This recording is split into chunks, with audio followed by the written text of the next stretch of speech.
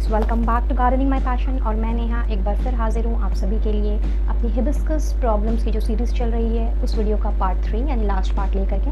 Well, this is not the end, even if this would be the last part of this hibiscus problems का जो series चल रहा है, but इसके अलावा भी आप शायद और भी कुछ प्रॉब्लम्स फेस कर सकते हैं अपने हिबिस्कस के प्लांट्स में। एंड अगर ऐसा है कि इन तीनों पार्ट्स यानी पार्ट 1, पार्ट 2, पार्ट 3, अगर इन तीनों वीडियोज़ में दिखाए गए प्रॉब्लम्स के अलावा भी आपके प्लान्स में अगर आप कुछ अलग तरह की प्रॉब्लम्स फेस कर रहे हैं तो वो मेरे साथ ज़रूर शेयर कीजिएगा। कमेंट्स बॉक्स में आपके कमेंट्स का मुझे बेसब्री से इंतज़ार रहेगा। तो आज के इस वीडियो में हम बात करेंगे बाकी के 2 और कॉमन प्रॉब्लम्स के बारे में जो मोर और लेस हर एक गार्डनर अपने प्लांट्स के साथ फेस करता है, खास करके हिबिस्कस के साथ में। एंड ये प्रॉब्लम भी काफ़ी कॉमन है एंड बहुत बार ऐसा देखा जाता है कि सारी केयर करने के बावजूद भी हम समझ नहीं पाते हैं कि एक्चुअली में हमारा जो प्लांट है वो किस चीज़ से गुजर रहा है। तो आज के इस पार्ट 3 के वीडियो में मैं आप सभी से इन बाकी के जो 2 इम्पॉर्टेंट जो एस्पेक्ट्स हैं हिबिस्कस प्रॉब्लम्स को लेकर के वो मैं शेयर करूँगी। सो वीडियो को शुरू से लेकर के एंड तक पूरा देखिएगा,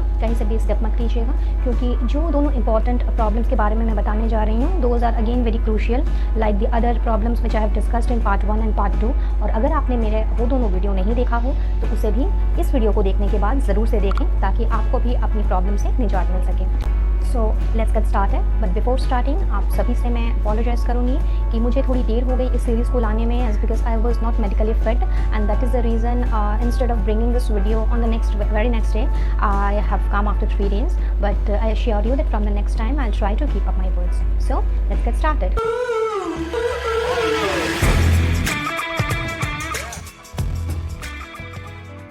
हिबिस्कस में जनरली 2 तरह के डिजीज़ेस देखने को मिलते हैं। तो सबसे पहले बात करते हैं डिजीज़ नंबर 1 की, that is your wilt disease. Wilt यानी प्लांट्स का सडनली से झुक जाना। तो ये इस केस में क्या होता है कि प्लांट्स हमारा बहुत ही अजीब तरीके से रिएक्ट करता है। It could be due to the reason कि आपके सॉइल या तो बहुत ज़्यादा वेट हो गई है या फिर बहुत ज़्यादा ड्राई है। तो आइए इसका सोल्यूशन जानने के पहले देखते हैं कि एग्जैक्टली हमारा जो प्लांट्स है वो किस तरह से इसमें रिएक्ट करता है। If the entire plant suddenly wilts, soil is wet, leaves stay green, then slowly darken, it reveals that your plant is suffering from wilt disease. So as I said कि 2 तरह से ये हो सकता है। अगर आपके प्लांट की जो कंडीशन है वो ड्राई सॉइल की वजह से हुई है तो इसका सोल्यूशन तो इमीडिएटली आपको मिल जाएगा कि अगर आपने संग पानी दे दिया अपने प्लांट को तो ये problem with in an hour और 2 hours ये सॉल्व हो जाएगी, plant would be right enough. But many a times it also happens कि शायद आपने बहुत ज़्यादा पानी दे दिया हो या may be during rainy season जो देखा जाता है कि डबल या ट्रिपल पानी पड़ गया हो। तो इस केस में आपको कुछ बातों का ध्यान रखना है जिससे कि आप अपनी इस विल्ट डिजीज़ को when the soil is wet इसको आप दूर कर सकते हैं। तो इसमें आपको क्या क्या इंपॉर्टेंट बात का ध्यान रखना होगा, उसमें कुछ पॉइंट्स हैं, if you can note it down that would be more better, कि उस दौरान आपको प्लांट को बिल्कुल भी फर्टिलाइज़ नहीं करना है। उसको आप जिस जगह पे आपने उसे प्लेस किया है उसे हटा करके आप शेडेड एरिया में रख दीजिए। उसमें जितनी सारी ब्राउन या फिर येलो लीव्स आपको नज़र आ रही हैं उसे आप काट दीजिए। एंड इन सब के साथ साथ में प्लांट्स की थोड़ी सी आप प्रूनिंग भी कर दीजिए।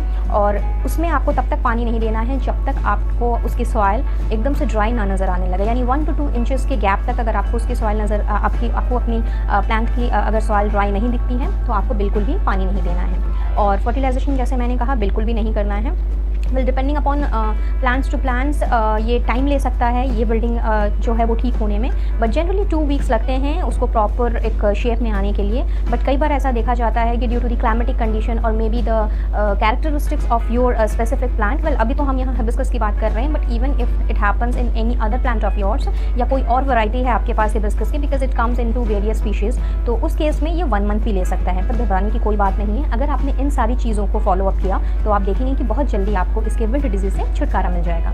Now coming up to the next disease that is your dieback disease, जिसमें हमारा प्लांट बहुत ही अलग तरीके से रिएक्ट करता है। तो आइए देखते हैं कि उस केस में डायबैक डिजीज़ के केस में इसका क्या रिएक्शन आता है। In first kind of dieback disease, you will find one wilted branch, otherwise the entire plant is healthy. But in case if you see plant defoliating from the tip, moving down stem while rest of the plant is healthy, this is also a kind of dieback disease. So dieback के disease में जैसा कि आपने देखा कि इस तरह का कुछ आपको अपना प्लांट दिखने को मिलेगा।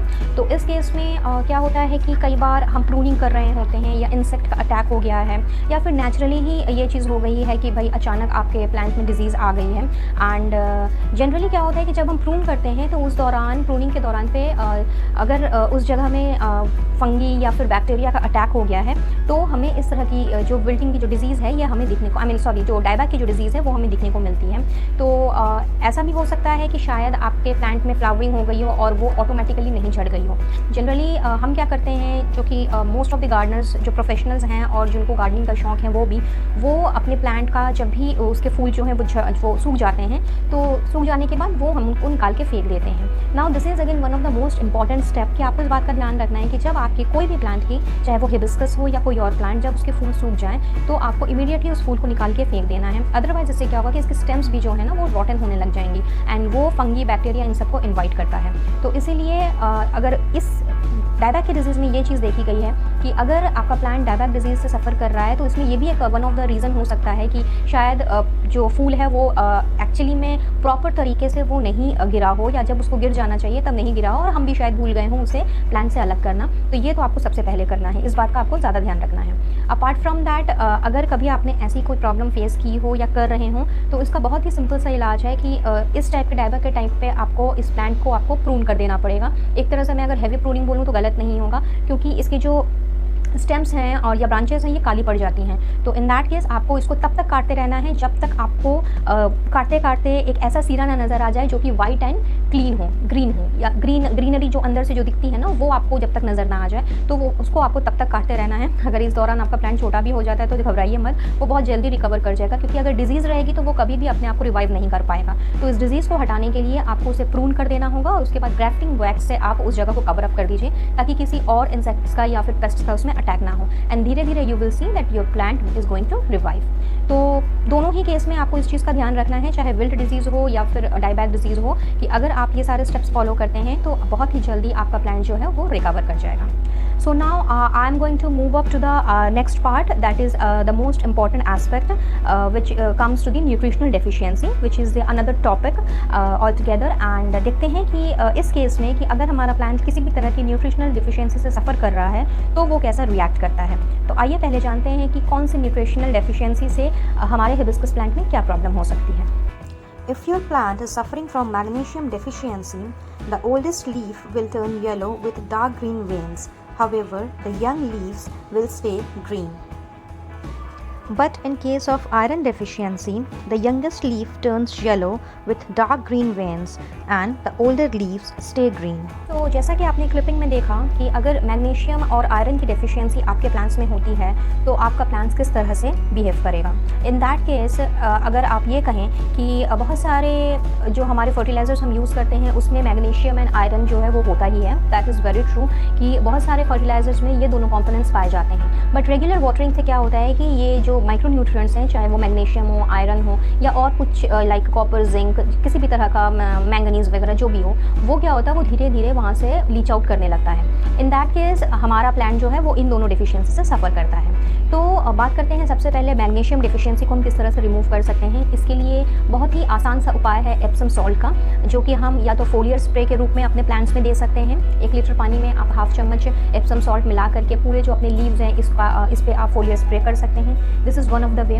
नेक्स्ट आप एंड द सेकेंड वे और the other way how you can use epsom salt is कि आप इसे अपने सॉइल में मिला सकते हैं। But there is a correct way of using this epsom salt if you are applying it on to your soil, and that is कि epsom salt apply करने के पहले आपको अपने प्लांट को सबसे पहले गीला कर लेना है, यानी उसकी सॉइल को आपको वाटरिंग कर देनी है। एंड उसके बाद आप अगर इसे यूज़ करेंगे तो then that would be the more effective way to give that epsom salt, that is the magnesium, to your plant. This is number 1. Now secondly, there are locations और there are areas जहाँ पे hard water बहुत ज़्यादा ही मतलब जो water है वो बहुत ज़्यादा हार्ड वाटर मिलता है, बहुत कम ही सॉफ्ट वाटर बहुत कम इलाकों में अवेलेबल है। तो इन दैट केस अगर आप भी कोई ऐसे जोन पे रह रहे हैं जहाँ पे हार्ड वाटर ही आपको अवेलेबल है अपने प्लांट्स को देने के लिए या अपने इस्तेमाल के लिए, तो आप ज़्यादा कुछ नहीं, चिलेटेड मैग्नीशियम का आप यूज़ कर सकते हैं।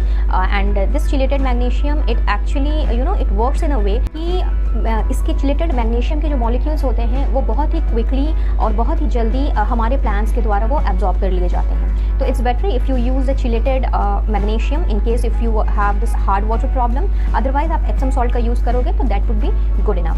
चिलेटेड मैग्नीशियम आपको बहुत ही इजीली किसी भी नर्सरी में या फिर ऑनलाइन अवेलेबल हो जाएगा in case if you want to buy it. Now coming up to the next remedy that is of iron deficiency को हम कैसे कवर अप कर सकते हैं। तो जैसा कि आप जानते ही हैं कि आयरन जो है वो भी बहुत ही एक इम्पॉर्टेंट माइक्रोन्यूट्रिएंट है। इसकी वजह से ही क्लोरोफिल का जो फंक्शन है वो प्रोसेस्ड होता है, और अगर इसका अभाव हो गया तो हमारे प्लांट में हमें क्लोरोसिस की प्रॉब्लम देखने को मिलेगी। तो इन दैट केस इसमें भी आपको ज़्यादा कुछ नहीं करना है। चिलेटेड आयरन जो है वो आप बहुत इजीली मार्केट से ला सकते हैं, और चिलेटेड आयरन का आप यूज़ कर सकते हैं महीने में एक बार अपने प्लांट्स में। तो आप देखेंगे कि आपके प्लांट्स में इस तरह की जो आयरन डेफिशिएंसी की जो प्रॉब्लम है वो आपको फेस नहीं करनी पड़ेगी। इसके अलावा फेरस सल्फेट यानी FeSO4 ये भी आप चाहें तो मार्केट से खरीद सकते हैं, जो कि बहुत ही ईजीली नर्सरीज़ में अवेलेबल होता है, काफ़ी इनएक्सपेंसिव होता है। और इसका अगर आप फोलियर स्प्रे अपने प्लांट्स में अगर आप करते हैं तो आप देखेंगे कि ये जो आयरन डेफिशिएंसी की जो प्रॉब्लम है वो एकदम से कम्प्लीटली आपको नहीं दिखाई देगी। Now the most important thing is that कि अगर हम इस तरह का फोलियर स्प्रे अपने